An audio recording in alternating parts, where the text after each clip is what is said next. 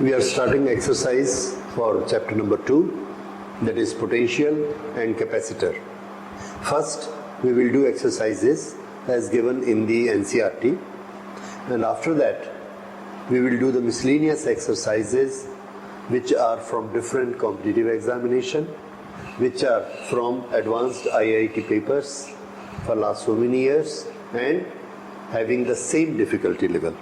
So, first let us start with NCERT exercise, and we are doing it question number 2.1.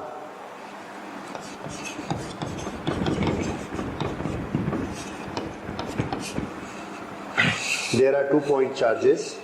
We have to find a point somewhere such that potential at this point P is 0.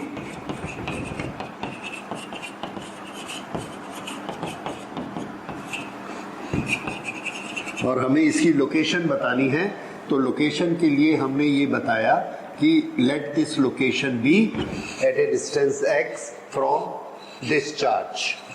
ये हमने माना यहाँ से x दूरी पर है.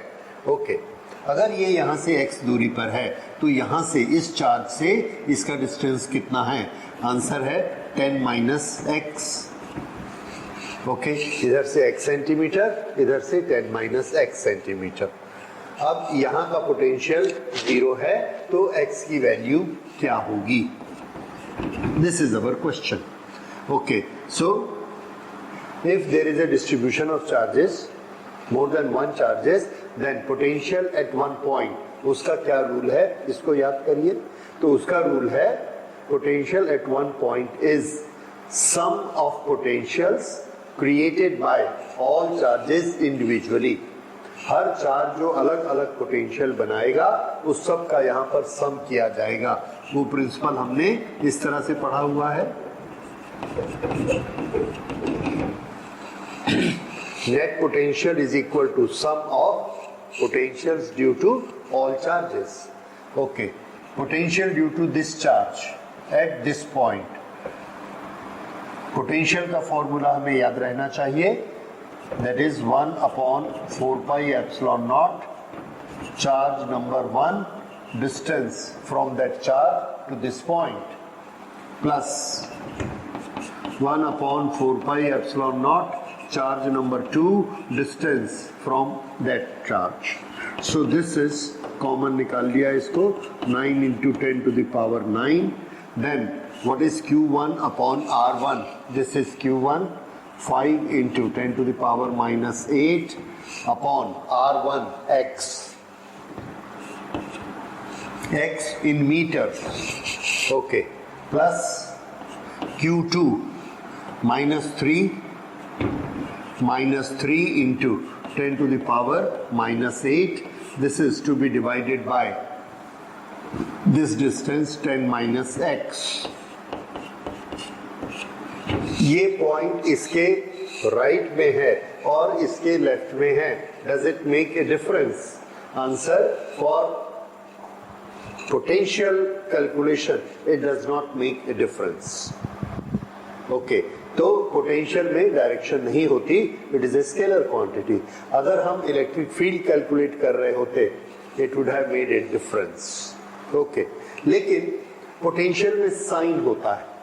Potential में कौन सा साइन होता है? जो उसके बनाने वाले चार्ज का साइन होता है. तो यहाँ पर चार्ज का साइन पॉजिटिव है, so this potential is positive. यहाँ पर चार्ज का साइन नेगेटिव है, so this potential is negative. So this is equal to 9 into 10 to the power 9. और अब हम इसको सॉल्व करते हैं. 10 to the power minus 8, this will also come out. Right. ये दोनों सेंटीमीटर हैं. सेंटीमीटर को मीटर में कन्वर्ट किया, so this is 10 to the power minus 2. This is also 10 to the power minus 2, and this comes out 10 to the power minus 2. अब अंदर क्या क्या बचा? 5 upon x minus 3 upon x. ये हमारा इक्वेशन बना और इससे अब आप इसको सॉल्व करेंगे, x कॉमन लेंगे, this will B 5 minus 3 that is 2 upon x। तो ये कितना आ जाएगा, v इज इक्वल टू, ये देखिए -2 ऊपर जाके +2 हो जाएगा, 9 प्लस 2 11 माइनस 8 दैट इज 3। सो 9 इंटू 10 टू द पावर 3, और यहां पर क्या है, this is 5 upon x minus 3 upon x is equal to 2 upon x. अब यहां इस पॉइंट पर पोटेंशियल इतना आया, लेकिन हमको कौन सा पॉइंट ढूंढना है जहां पोटेंशियल 0 है। दैट मीन्स इस वैल्यू को हम क्या रख सकते हैं, 0। ओके, तो इसको हमने क्या रखा, 0। और यहां थोड़ा सा करेक्शन करते हैं, मैं भूल गया, ये 10 माइनस एक्स है, इसे x नहीं लिखना है, 10 माइनस एक्स लिखना है। तो इसको हमने यहां करेक्ट किया,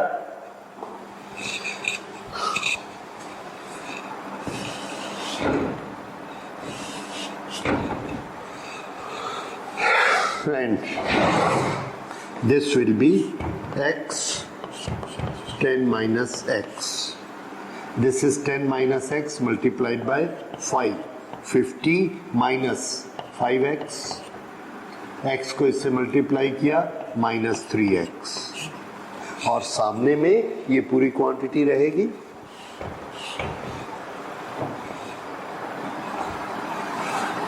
this quantity.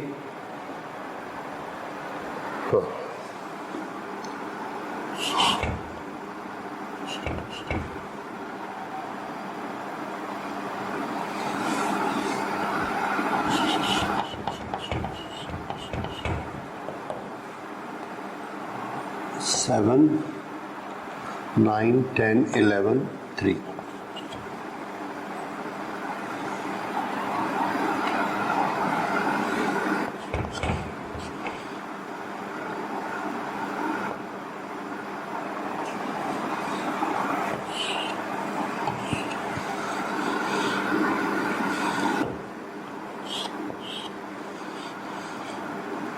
So I will write it here. ये इससे 0 से मल्टीप्लाई होगा तो ये तो 0 हो जाएगा। अब यहाँ क्या होगा, फिर से देखिए, 0 is equal to 9 into 10 to the power 3, 9 into 10 to the power 3 upon x, 10x minus x square.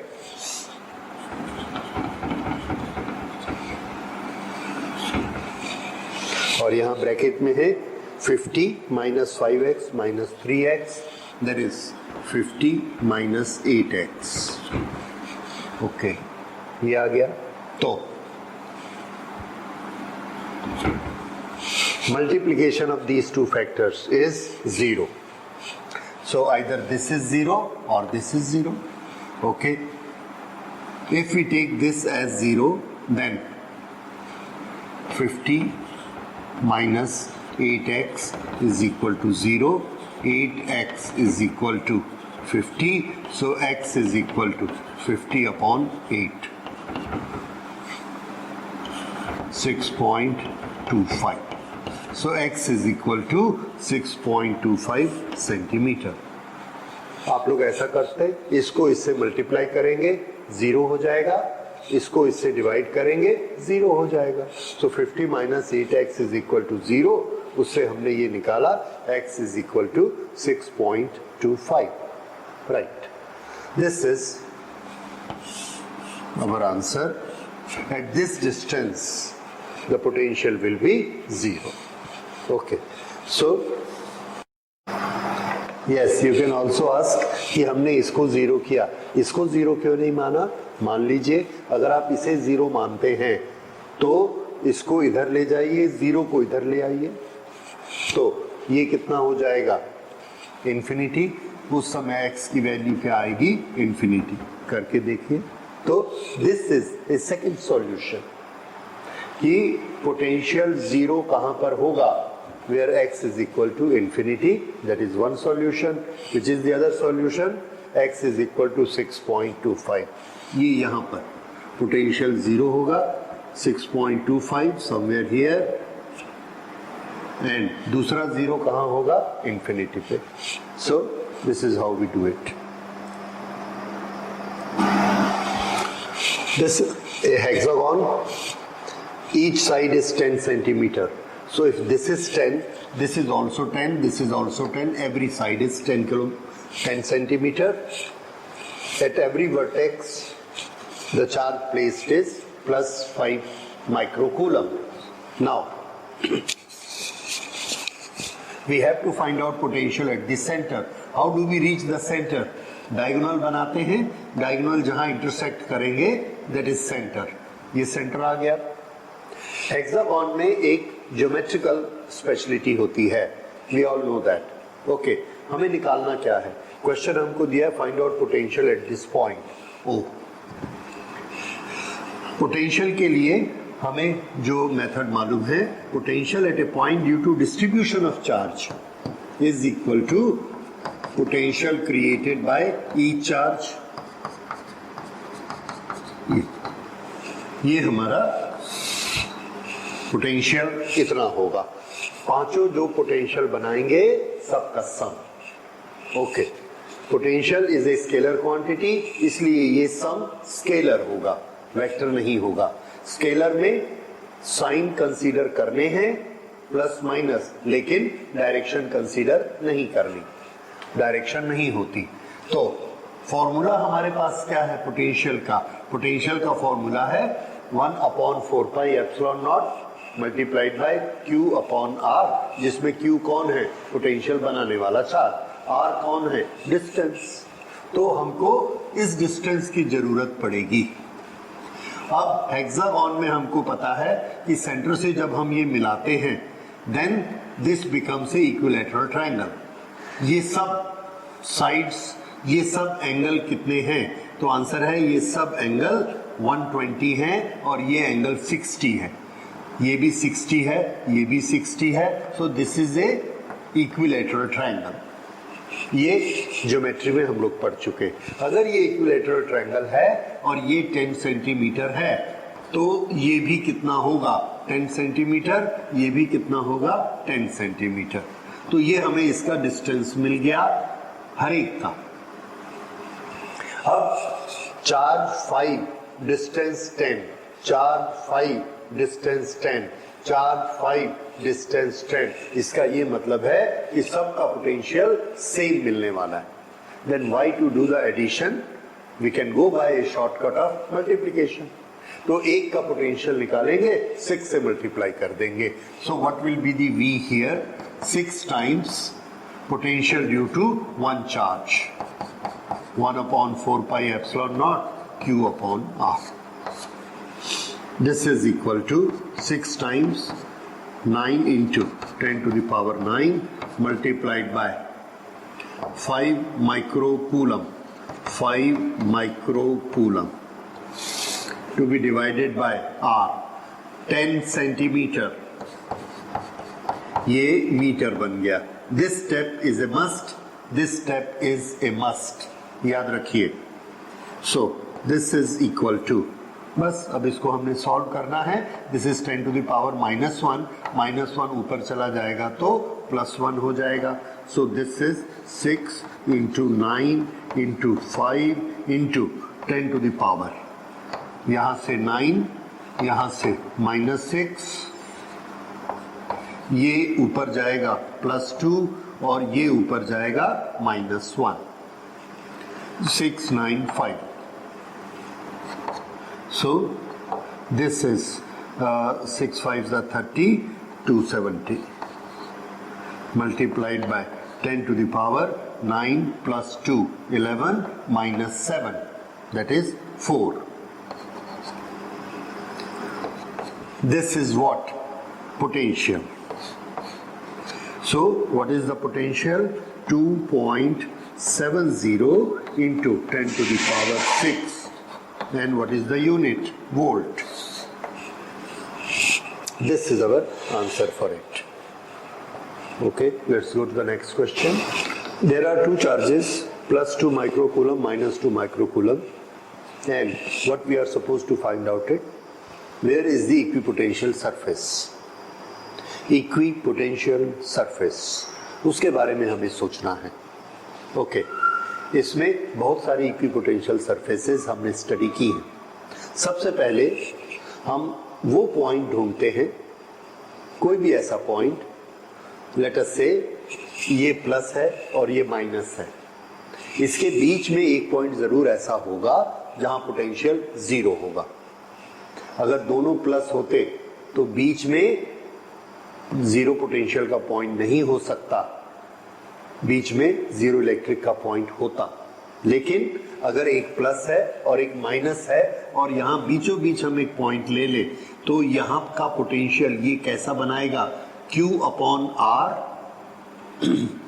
3, ये भी कितना है 3. Q अपॉन R, उसका साइन क्या होगा प्लस. यहां पर Q अपॉन R, उसका साइन क्या होगा माइनस. दोनों को ऐड करिए, कितना आ जाएगा 0. ठीक, उसके बाद ये 0 क्यों आया, क्योंकि दोनों तरफ का डिस्टेंस बराबर था. लेकिन अगर हम यहां पर एक परपेंडिकुलर बाइसेक्टर बना दे, इक्वेटोरियल लाइन, तो इसके हर पॉइंट का डिस्टेंस यहां से और यहां से बराबर है. अगर ये पोजीशन में this distance and this distance same, if the distance is same then positive and negative दोनों पोटेंशियल मिला के यहाँ पोटेंशियल कितना हो जाएगा 0. here potential is 0, V is equal to 0. here potential is 0, here potential is 0, here all these points are zero potential points. अब इस point से आगे बढ़ के ये सरफेस के लिए सोचिए जिस पर ये परपेंडिकुलर है. इस सरफेस का ये पॉइंट लेते हैं. So this distance and this distance, ये दोनों डिस्टेंस ऐसे इक्वल होंगे तो ये भी कैसा पोटेंशियल होगा 0. तो जीरो पोटेंशियल ये सरफेस जो अंदर जाएगी उसका भी हर पॉइंट दोनों से इक्वल डिस्टेंस पर है. तो जीरो पोटेंशियल के जितने पॉइंट्स हैं सब मिलाकर एक सरफेस बनाएंगे, दैट इज दिस सरफेस, जिसके हर पॉइंट पर पोटेंशियल कितना है 0 and that is equal potential at every point. और अगर equal potential at every point हमें मिल गया तो हम उस सरफेस को क्या कह सकते हैं, equipotential surface. So this is the one equipotential surface we have imagined. ये इक्विपोटेंशियल सरफेस को डिस्क्राइब कैसे करेंगे, ये ऐसी सरफेस है,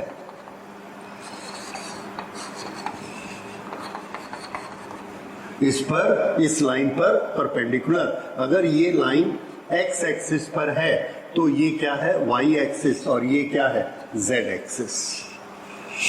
सो अब मैं इसको डिस्क्राइब करता हूं.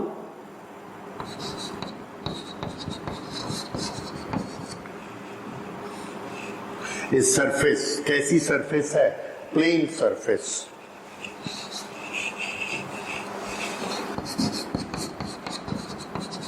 A plane surface whose all points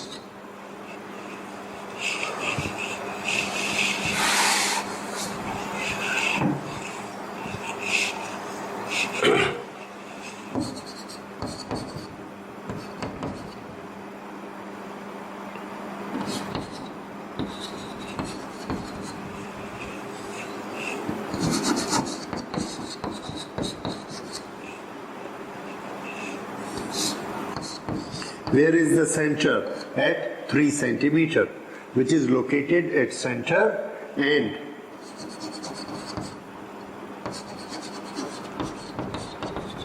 has its plane normal to x-axis, has its plane normal to x-axis, is a what do you call it, equipotential surface.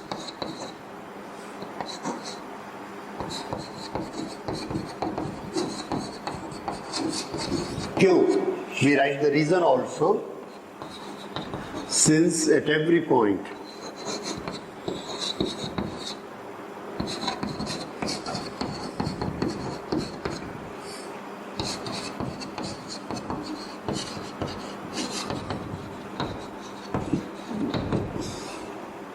right, so this is our answer. This is the equipotential surface. And yes, identify an equipotential surface. What is the direction of electric field at every point on this surface? इस surface पर electric field, okay, ये हम लोग पहले कर चुके हैं. Dipole में हमने इक्वेटोरियल लाइन पर इलेक्ट्रिक फील्ड निकाला है. इस प्लस के कारण यहाँ इलेक्ट्रिक फील्ड कैसा होगा? आंसर है ये यहाँ पर इस डायरेक्शन में इलेक्ट्रिक फील्ड. इसके कारण इलेक्ट्रिक फील्ड कैसा होगा? ये माइनस है, ये अपनी तरफ खींचेगा तो ये इसका इलेक्ट्रिक फील्ड है. Because of this plus minus, तो रिजल्ट किधर आएगा? इन दोनों के बीच में ये रिजल्टेंट है E. तो हम देख रहे हैं कि ये दोनों एक दूसरे को कैंसल नहीं करते. That means electric field zero नहीं है, इट हैज सर्टेन वैल्यू, और इसकी एक पर्टिकुलर डायरेक्शन भी है. इस पर्टिकुलर डायग्राम में जो मैंने बनाया, इस डायग्राम में P की डायरेक्शन किधर है? Dipole moment minus to plus, ये P की डायरेक्शन है. डायपोल मोमेंट ऑफ दिस, ये डायरेक्शन कैसी है? Opposite to P. सो E. B में हम क्या आंसर देंगे? Number 1, E not 0. Answer number 1, E opposite to P at every point.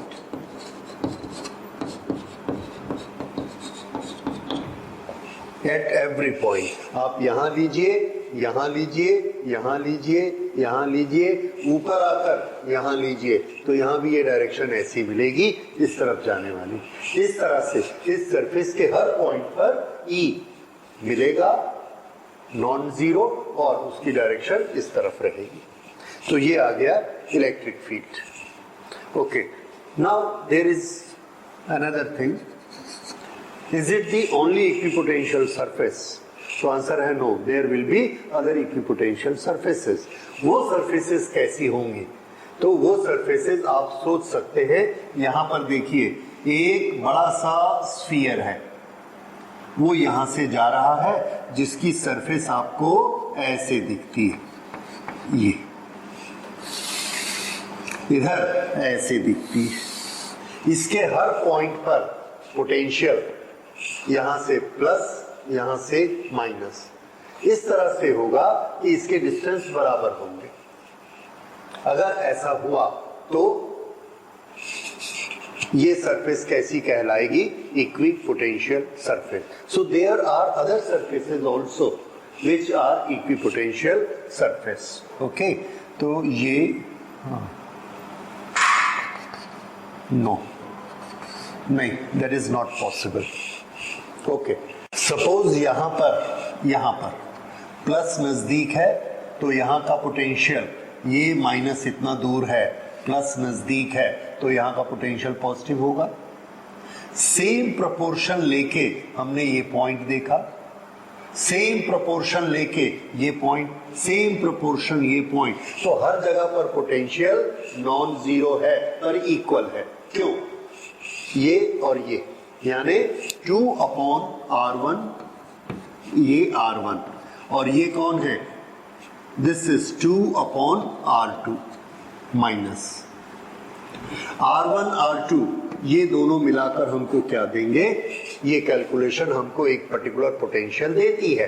अब R1 की दूसरे की वैल्यू और इसके R2 की वैल्यू हमें ऐसी निकालनी है कि फिर से यही पोटेंशियल आ जाए.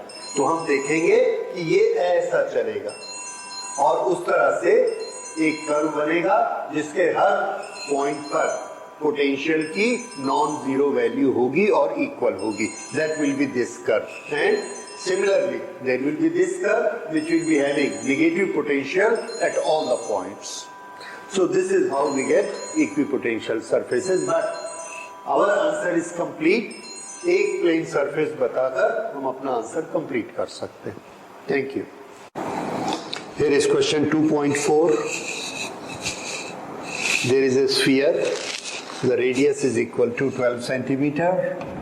It is given a charge this much and we have to find out electric field inside sphere. This is a conductor. अगर हम एक कंडक्टर को चार्ज देते हैं तो चार्ज कहाँ रिसाइड करेगा? आंसर उसकी सरफेस पे चला जाएगा, उसके अंदर चार्ज नहीं होगा. So all the charge is residing only on the surface because it is a conductor. इस केस में इसके अंदर इलेक्ट्रिक फील्ड कितना होता है? This we have done when we were doing Gauss theorem. तो इसके अंदर इलेक्ट्रिक फील्ड जीरो होता है, इसलिए हमारा पहले का आंसर हमें अपनी मेमोरी से ही दे देना है जीरो. और अगर आप रीजन लिखना पसंद करें then it is no charge inside. This is the reason for it. Then E outside, just outside. Just outside means just close to the surface. Close to the surface के लिए हमको इसका फॉर्मूला याद है. E is equal to 1 upon 4 pi epsilon naught total charge Q upon radius square. ये होता है electric field just on the surface. Then at a distance 18 centimeter from center. Okay, from center. यहां से 18 centimetre दूर जाते तो यहां electric field कितना होगा? और इसका फॉर्मूला हमें क्या याद है? E is equal to 1 upon 4 pi epsilon naught Q upon R square. इसकी वैल्यूज हम यहाँ पुट कर देते हैं. 1 upon 4 pi epsilon naught is 9 into 10 to the power 9. Q is equal to 1.6 into 10 to the power minus 7 and divided by R square. 18 centimetre, इसका metre बनाइए. 18 into 10 to the power minus 2. ये step को भूलना नहीं है, not to be forgotten, because everything we are taking in SI system. So this is in meters and square.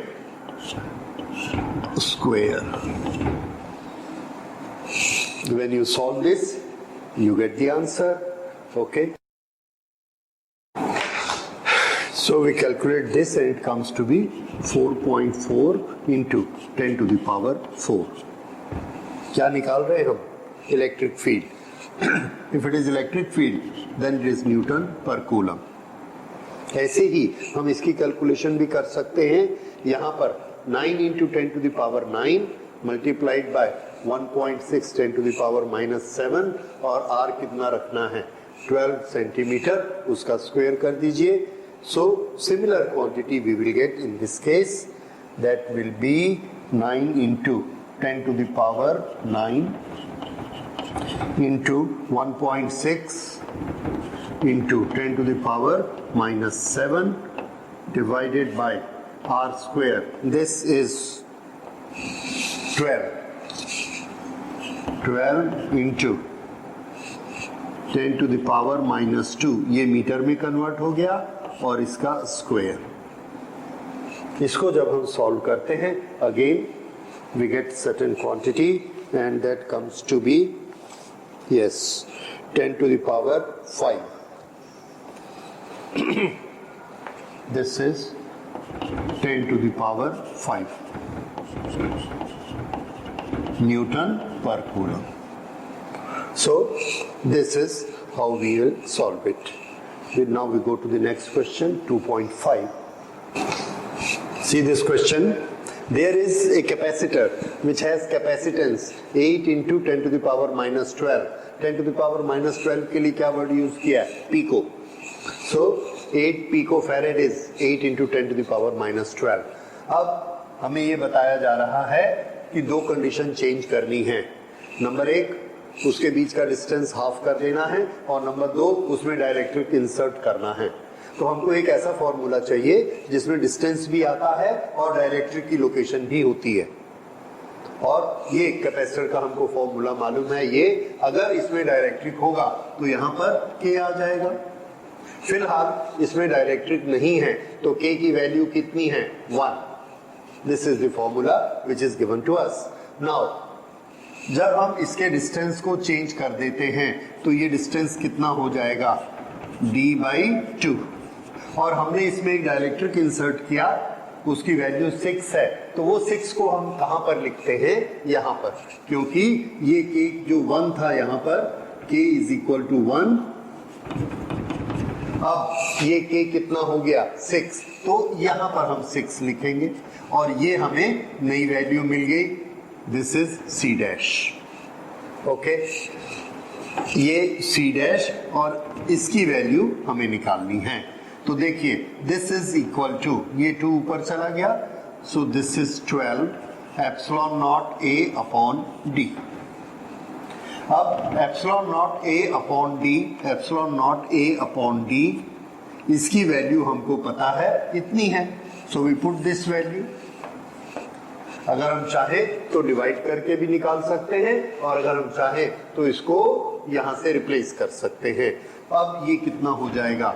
This will be equal to 12 into 8 into 10 to the power -12, so farad.